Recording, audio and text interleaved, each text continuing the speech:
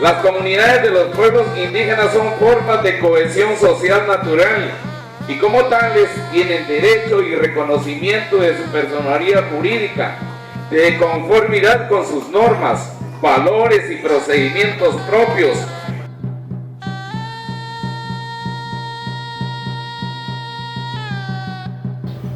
Nuestra lucha como autoridades indígenas, en esa lucha que llevamos en ese momento, queremos que el Estado nos reconozca como autoridades indígenas.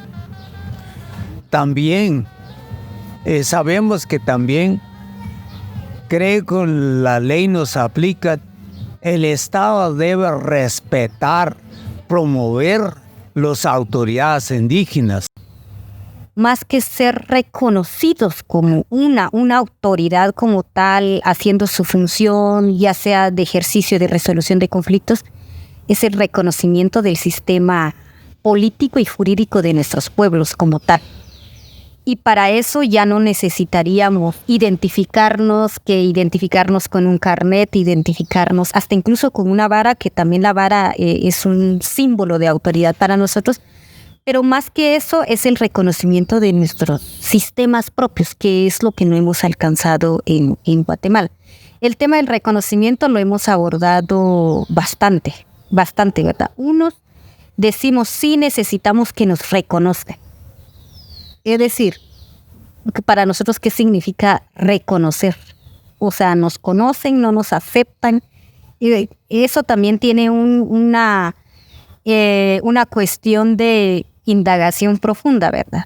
O en muchas de las comunidades también hemos planteado no solo el reconocer, sí, en algunos momentos necesitamos el reconocimiento, pero más que eso, el respeto de nuestras propias autoridades. Tenemos una gran historia, somos una gran civilización. Lamentablemente, pues, cuando ya vinieron los españoles en la época del colonialismo, la verdad se vino a destruir toda esa gran sabiduría. Sin embargo, hoy en día, pues muchos de nosotros estamos luchando para que, este es lo irónico, ¿verdad? Este es lo irónico porque ahora nosotros estamos luchando para que nos reconozcan, cuando debería ser al contrario, pienso yo. Sin embargo, es el sistema en el que vivimos, pues sabemos todos que es un sistema racista, ¿verdad? Opresor.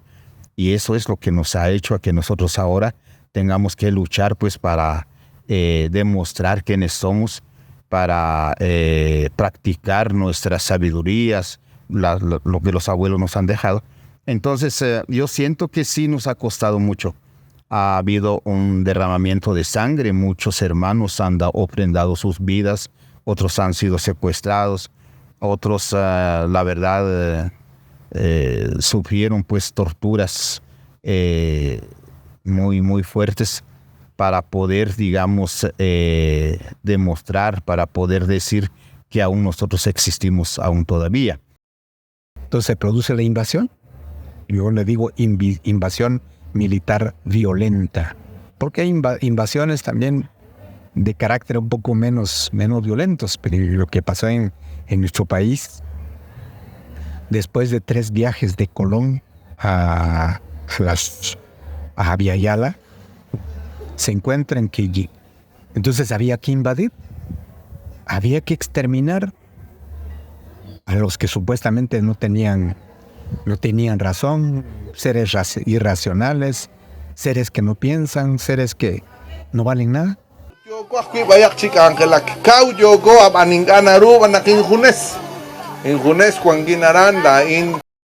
Los abuelos llegaron y le compraron las tierras a la corona española. Y la corona española, ¿qué le dice? Está bien, ustedes, en estos términos, ustedes son los que creemos que tienen esa capacidad de honradez de venir a decirnos tal cual como pensamos. Está bien, las tierras se les devuelve.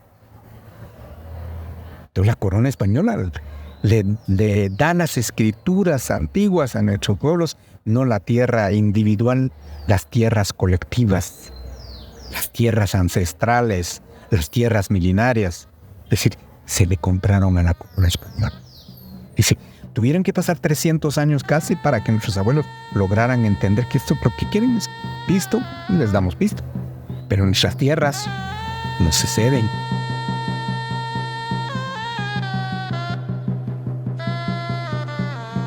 La práctica de esa cosmovisión ha sido por años, por milenios, y que ha sido heredada en una tradición oral, ¿verdad?, de generación en generación, en todos aquellos principios y valores que han sido perdidos a lo largo de la historia de los pueblos indígenas, y que hoy parte de ese ejercicio de su cosmovisión es el ejercicio de esa autoridad ancestral, el retomar ese liderazgo, el retomar aquellos principios, aquel rol de hombres y mujeres que tienen en sus comunidades, lo que significa tomar decisiones, lo que significa orientar a la población, lo que significa hacer ejemplo en la población.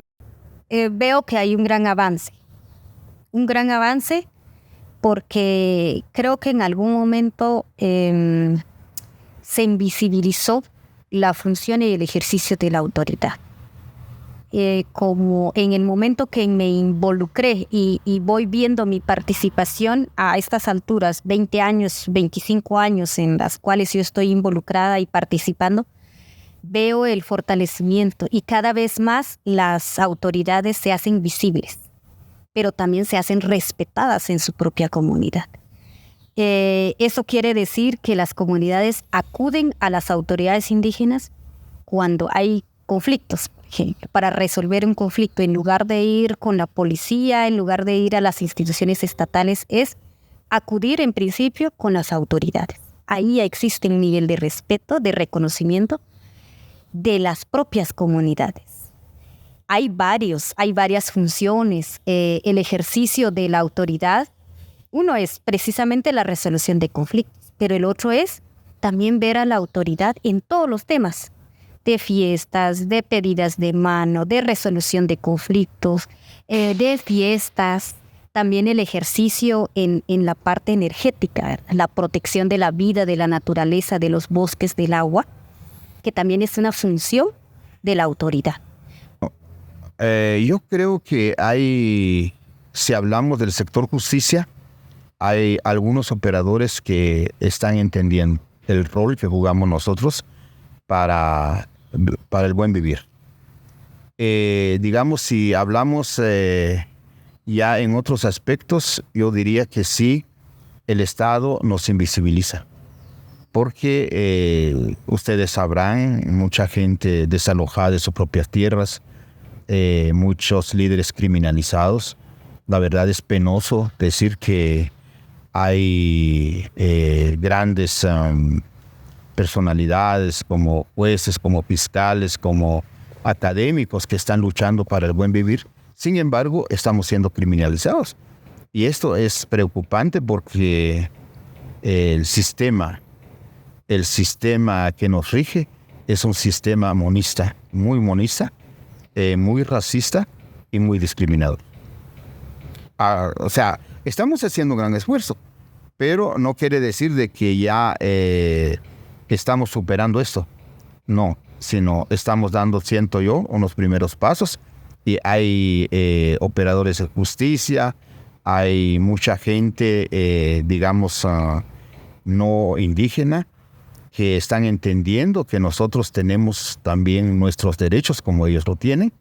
Y estamos dialogando, tenerla tanto como en la municipalidad y como también con el gobernador, se puede decir, ¿verdad? Y con los, autoridades competentes, se puede decir, como Ministerio Público. Estamos entrando con el Ministerio Público, estamos entrando, con el juez, Ministerio Público, y vamos con el gobernador. Y eso es lo que queremos, también girar un papel hacia el Congreso de la República para que ya nos valoran y que nos toma en cuenta que sí, autoridades indígenas de otros municipios sí existe y hay autoridades indígenas, son los que velan, autoridades indígenas y autoridades comunitarias son los que velan que haya paz en cada municipio, y en cada departamentos de todo el país. Quizás en la discusión de los acuerdos de paz, creo que logramos posesionar visiblemente ese ejercicio de la capacidad que tienen nuestros abuelos y nuestros ancestros y la sabiduría de haber puesto a discutir ellos, porque no fue de nosotros, ¿ves?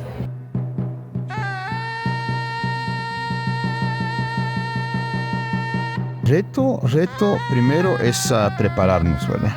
Prepararnos, pero sobre todo unificar esfuerzos. De verdad, si no nos preparamos, yo a veces me pongo a pensar, póngale que nos den, digamos, los espacios que nosotros deseamos para que haya un buen vivir.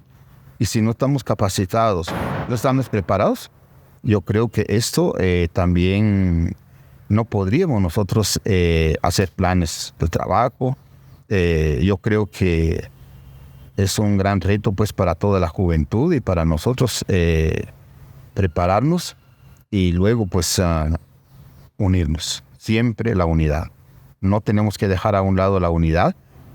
Sabemos que somos distintos, divergemos en algunos aspectos, pero en medio de la divergencia podemos unirnos o podemos mantener, digamos, esa armonía y sobre todo siempre con la perspectiva de un bien común, de luchar por las injusticias en las cuales estamos viviendo.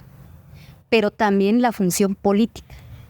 Y ahí es donde quedan muchos retos, porque ahí es enfrentarnos ante el sistema, quien tiene el poder político en un municipio, en una comunidad. Y es ahí sí, siento yo que hace falta el fortalecimiento ahí sí que de ejercer el poder político como tal. En algunos pueblos, como vemos, quizá más allá los 48 cantones, la alcaldía indígena de Sololá, pienso que es un gran aporte para nosotros en los territorios donde vamos poniéndole fuerzas a nuestras autoridades, a respetar, sí, fuerzas, pero también a respetar a nuestras autoridades.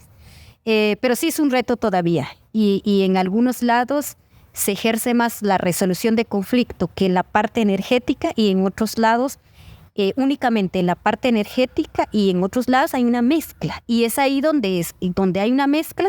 Pienso que aquí vamos, ahí sí que como, como ejercer la autoridad, pero también ese ejercicio de la autoridad multidisciplinaria, ejerciendo diferentes funciones, es al final también un ejercicio como una lección, como un aprendizaje también para las otras autoridades que se han quedado en el círculo de alguna de las funciones como autoridad indígena. Pero ha sido un avance para mí. Desde los acuerdos de paz hay mucho más visibilidad. Cuando digo que este Estado es criminal y este Estado no nos está reconociendo como sujetos de derecho, porque en su Constitución aparecemos. Quizás muy vagamente en el artículo 66, pero cuando alegamos ese artículo 66 ni siquiera se toma en cuenta. Entonces, en su lógica de imaginación, nosotros como pueblos originarios, naciones originarias, no aparecemos. Entonces, dentro de su pensamiento como tal, como colonizador, ¿verdad?, no somos sujetos de derecho aún. Entonces, ¿qué hemos hecho nosotros como pueblos indígenas junto con los demás pueblos indígenas de Abya Yala? Es trascender a esos contratos sociales en cada país. Es decir, si en los países impuestos no somos sujetos de derecho, bueno, vamos a hacer valer nuestros derechos en otros escenarios, en otros niveles. Naciones Unidas. Naciones Unidas, que se crea en 1945 con aquella idea de que, bueno, se respetan los derechos humanos de los mestizos, los derechos humanos de los invasores, los derechos humanos de los que nos despojan de nuestras tierras. Y aparecen los derechos alemanes, los derechos españoles, los derechos franceses, pero no los derechos de los pueblos indígenas. Entonces, a partir de ahí, los pueblos indígenas empezamos a hacer un ejercicio entonces de posesionar nuestros derechos que están siendo desconocidos por estos estados represores, criminales. Entonces, la capacidad, la sabiduría de nuestros abuelos se refleja en sus descendientes, aparece ahí. Aparece en las fronteras entre nosotros como pueblos indígenas, más bien hay una lucha común. Nuestros derechos deben de posesionarse en Naciones Unidas. Y ahí aparece el Convenio 169. El Convenio 169 no es discutido en una representación de pueblos indígenas, sino más bien se discute como trabajadores de las empresas. Y resulta que en Abya-Yala, los trabajadores que las empresas los tienen ahí de esclavos son indígenas. Entonces entra por esa vía de los sindicatos la discusión del Convenio 169. Como según dice la Constitución Política de la República de Guatemala, todos tenemos derecho, tenemos igualdad. Somos humanos, tenemos derecho a reconocer, reclamar, reconocer, porque somos un guatemalteco. Así que ojalá que también que nos tomen en cuenta ahora, la verdad que los gobiernos de turno, que los diputados que aplican una ley que los indígenas no valen, no tienen poder y como que no somos nada. Ellos nos tienen discriminados, pero por esa es la lucha que llevamos ahora. Queremos alcanzar que nos reconozcan como pueblos indígenas.